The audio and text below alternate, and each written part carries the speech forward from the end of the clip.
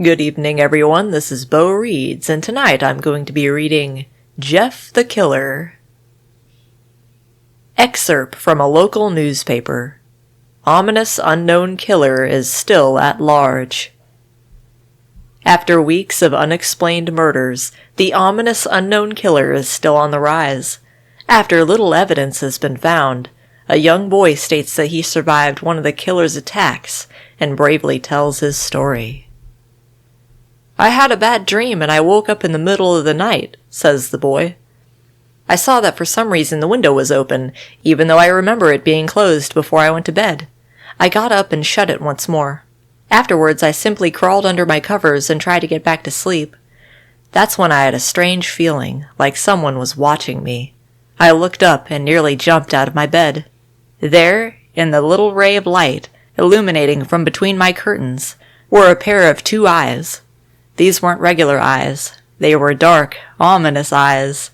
They were bordered in black and just plain out terrified me. That's when I saw his mouth, a long, horrendous smile that made every hair on my body stand up. The figure stood there, watching me. Finally, after what seemed like forever, he said it. A simple phrase, but said in a way only a madman could speak. He said, 'Go to sleep.' I let out a scream. That's what sent him at me. He pulled up a knife, aiming at my heart. He jumped on top of my bed. I fought him back. I kicked, I punched, I rolled around, trying to knock him off me. That's when my dad busted in. The man threw the knife. It went into my dad's shoulder. The man probably would have finished him off if one of the neighbors hadn't alerted the police. They drove into the parking lot and ran towards the door.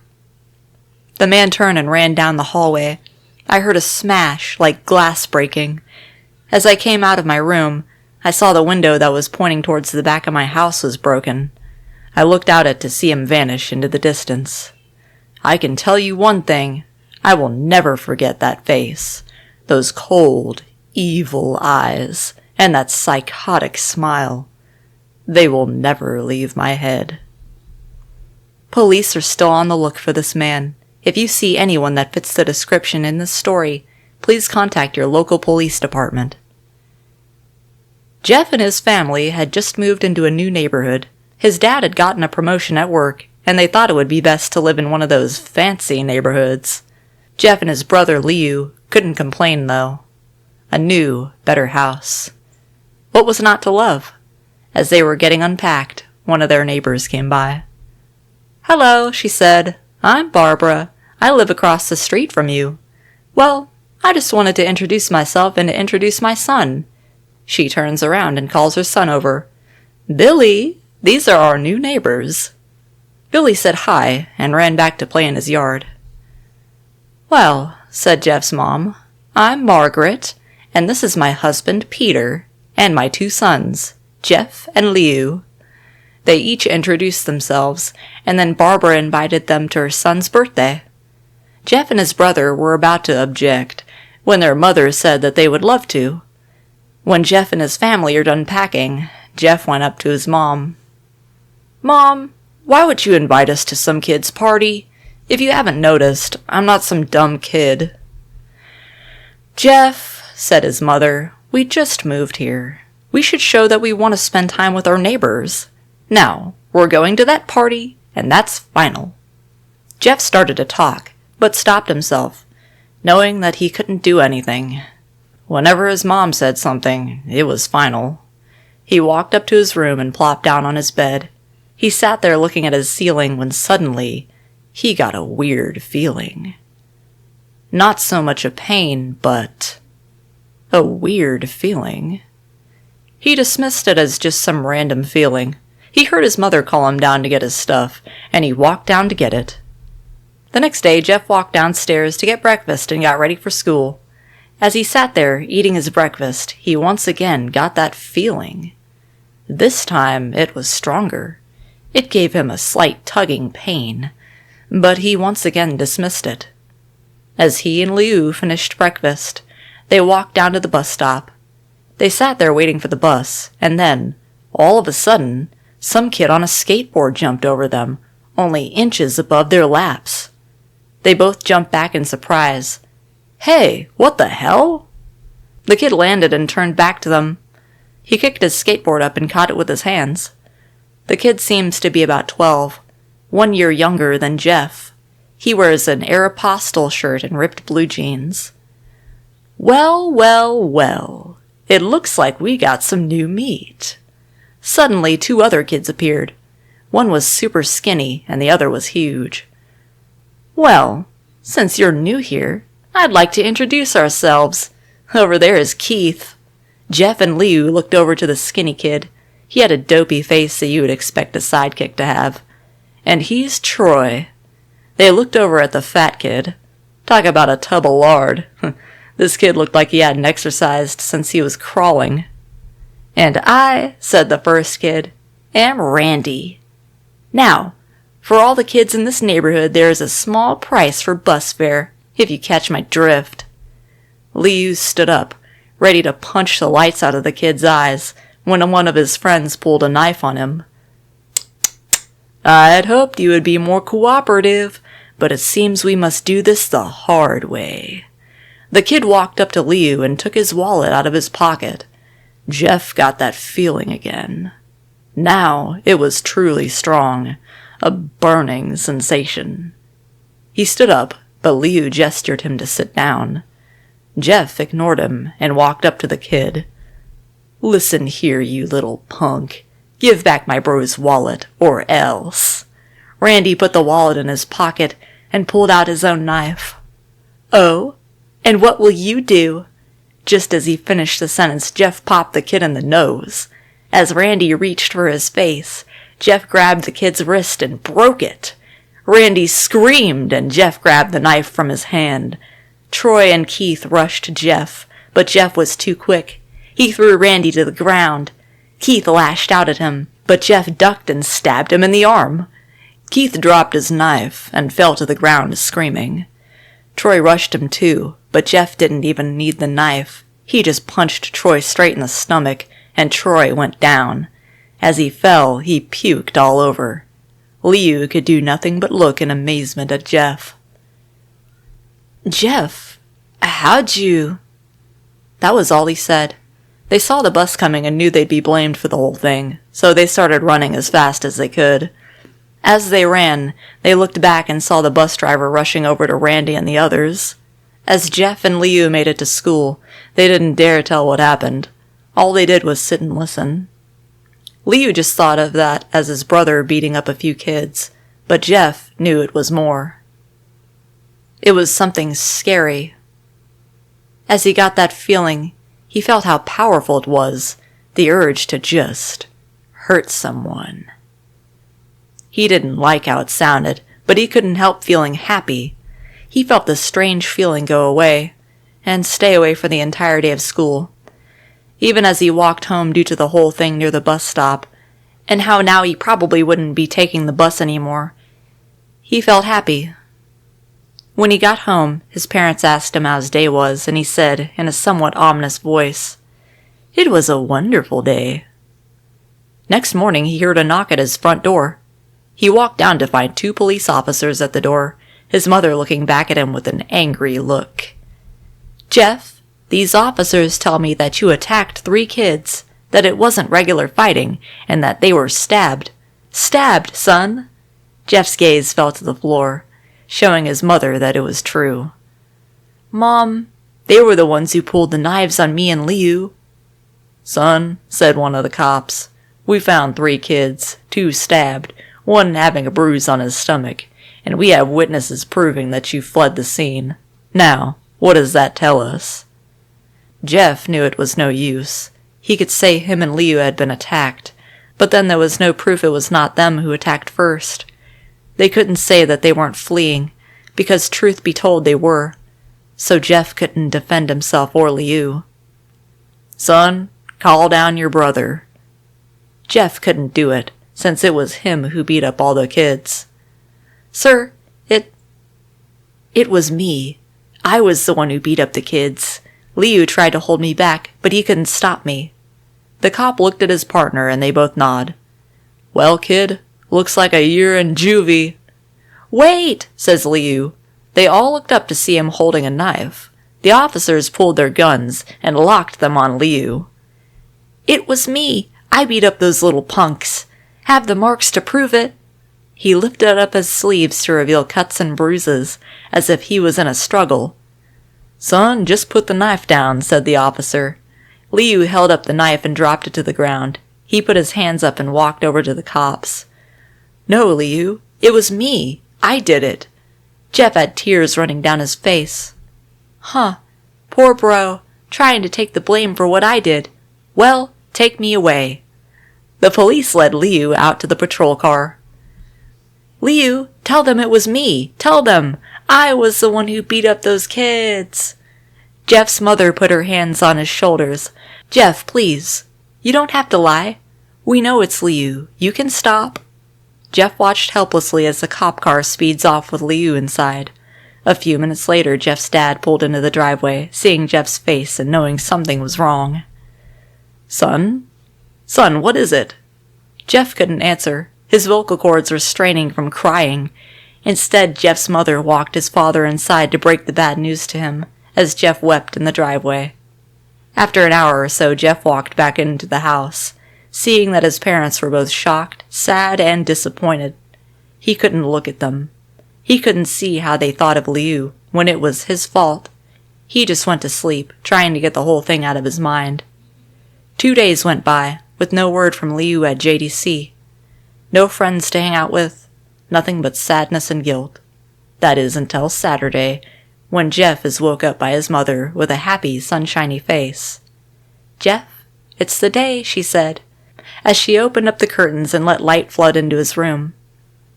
What's today?" asked Jeff, as he stirs awake. "Why, it's Billy's party." He was now fully awake. "Mom, you're joking, right? You don't expect me to go to some kid's party after—" There was a long pause.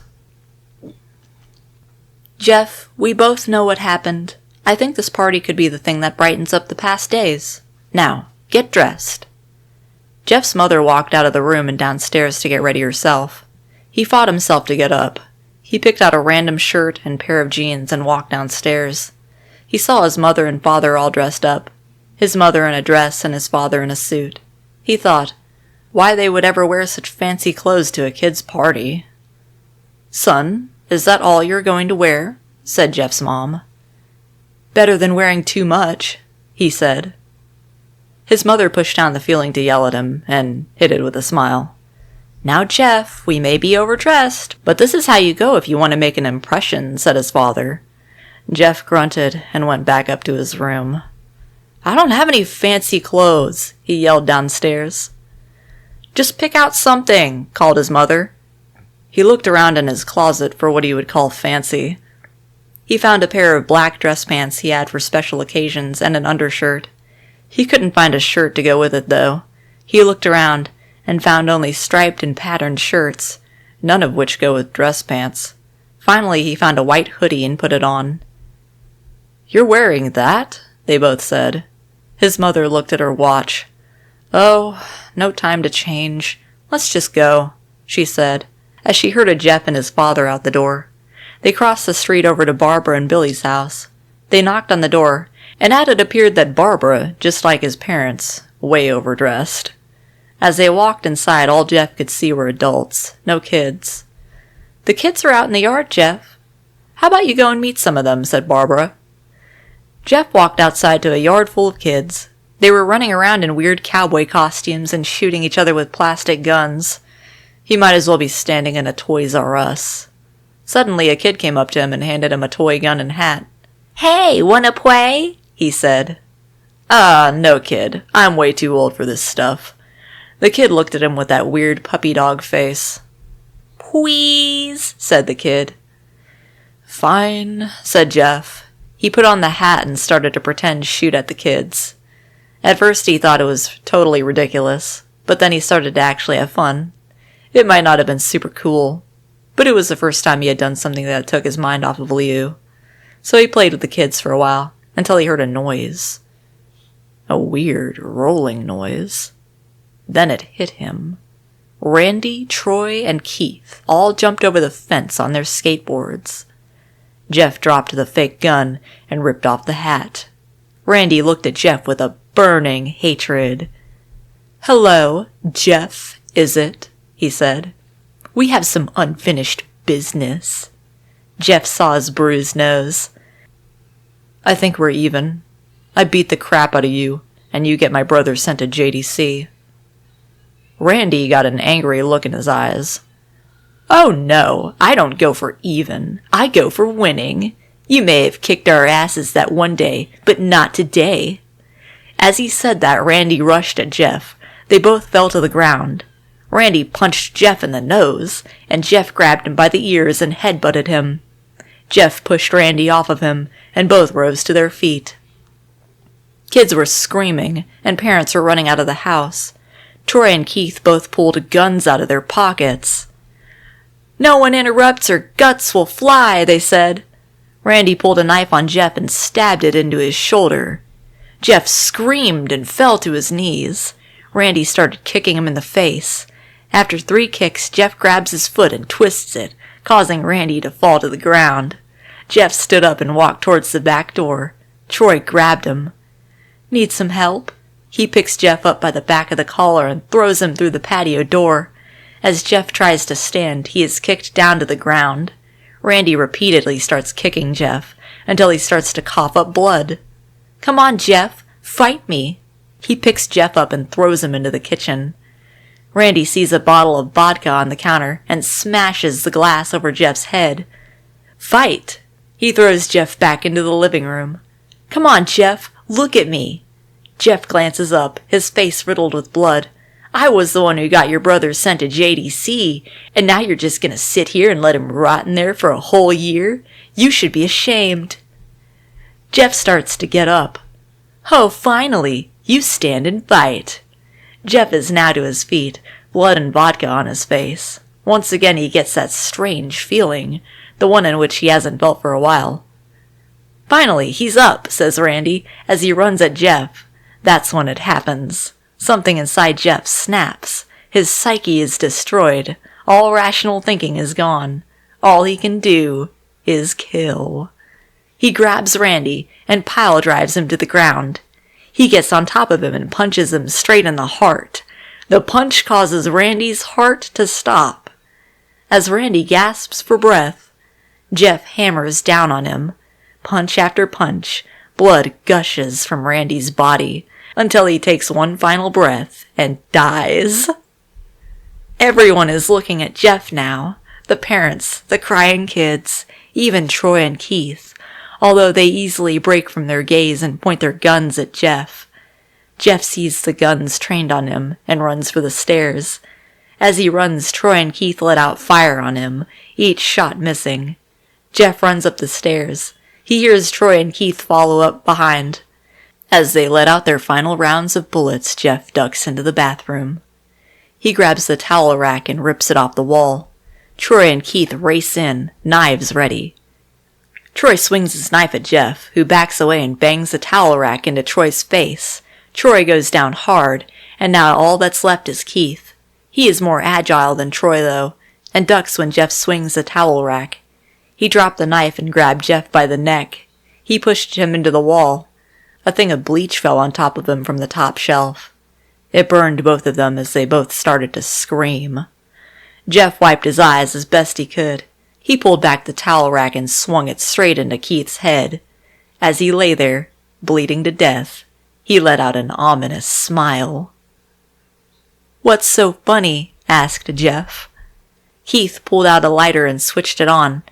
"What's funny," he said, "is that you're covered in bleach and alcohol." Jeff's eyes widened as Keith threw the lighter at him. As soon as the flame made contact with him, the flames ignited the alcohol in the vodka. While the alcohol burned him, the bleach bleached his skin. Jeff let out a terrible screech as he caught on fire. He tried to roll out of the fire, but it was no use. The alcohol had made him a walking inferno. He ran down the hall and fell down the stairs. Everybody started screaming as they saw Jeff, now a man on fire, dropped to the ground nearly dead. The last thing Jeff saw was his mother and the other parents trying to extinguish the flame. That's when he passed out. When Jeff woke, he had a cast wrapped around his face. He couldn't see anything, but he felt a cast on his shoulder and stitches all over his body. He tried to stand up, but he realized that there was some tube in his arm, and when he tried to get up it fell out, and a nurse rushed in. "I don't think you can get out of bed just yet," she said, as she put him back in his bed and reinserted the tube. Jeff sat there with no vision, no idea of what his surroundings were. Finally, after hours, he heard his mother. "Honey, are you okay?" she asked. Jeff couldn't answer, though. His face was covered, and he was unable to speak. "Oh, honey, I have great news. After all the witnesses told the police that Randy confessed to trying to attack you, they decided to let Liu go." This made Jeff almost bolt up, stopping halfway, remembering the tube coming out of his arm. "He'll be out by tomorrow, and then you two will be able to be together again." Jeff's mother hugs Jeff and says her goodbyes. The next couple of weeks were those where Jeff was visited by his family. Then came the day where his bandages were to be removed. His family were all there to see it, what he would look like. As the doctors unwrapped the bandages from Jeff's face, everyone was on the edge of their seats. They waited until the last bandage holding the cover over his face was almost removed. "Let's hope for the best," said the doctor. He quickly pulls the cloth, letting the rest fall from Jeff's face. Jeff's mother screams at the sight of his face. Liu and Jeff's dad stare awestruck at his face. What happened to my face?" Jeff said. He rushed out of bed and ran to the bathroom. He looked in the mirror and saw the cause of the distress. His face. It was horrible. His lips were burnt to a deep shade of red. His face was turned into a pure white color, and his hair singed from brown to black. He slowly put his hand to his face. It had a sort of leathery feel to it now. He looked back at his family, then back at the mirror. "Jeff," said Liu. "It's not that bad." "Not that bad," said Jeff. "It's perfect." His family were equally surprised. Jeff started laughing uncontrollably. His parents noticed that his left eye and hand were twitching. Jeff? Are you okay?" "Okay? I've never felt more happy. Ha ha ha! Ha ha ha ha ha! Look at me! This face goes perfectly with me!" He couldn't stop laughing. He stroked his face, feeling it, looking at it in the mirror. What caused this? Well, you may recall that when Jeff was fighting Randy, something in his mind, his sanity, snapped. Now he was left as a crazy killing machine. That is, his parents didn't know. "Doctor," said Jeff's mom, "is my son all right? You know, in the head?" "Oh, yes, this behavior is typical for patients that have taken very large amounts of painkillers. If his behavior doesn't change in a few weeks, bring him back here, and we'll give him a psychological test." "Oh, thank you, doctor." Jeff's mother went over to Jeff. "Jeff, sweetie, it's time to go." Jeff looks away from the mirror, his face still formed into a crazy smile. "'Kay, Mommy! Ha ha ha!" His mother took him by the shoulder and took him to get his clothes. "This is what came in," said the lady at the desk. Jeff's mom looked down to see the black dress pants and white hoodie her son wore. Now they were clean of blood, and now stitched together. Jeff's mother led him to his room and made him put his clothes on. Then they left, not knowing that this was their final day of life. Later at night, Jeff's mother woke to a sound coming from the bathroom. It sounded as if someone was crying. She slowly walked over to what it was. When she looked into the bathroom, she saw a horrendous sight. Jeff had taken a knife and carved a smile into his cheeks. "Jeff, what are you doing?" asked his mother.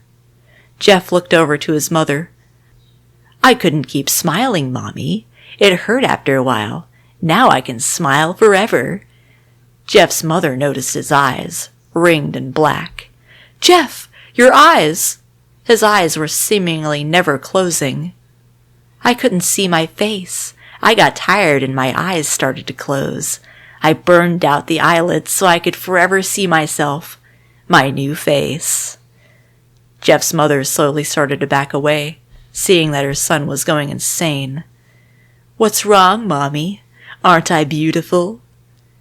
Yes, son, she said. Yes, you are.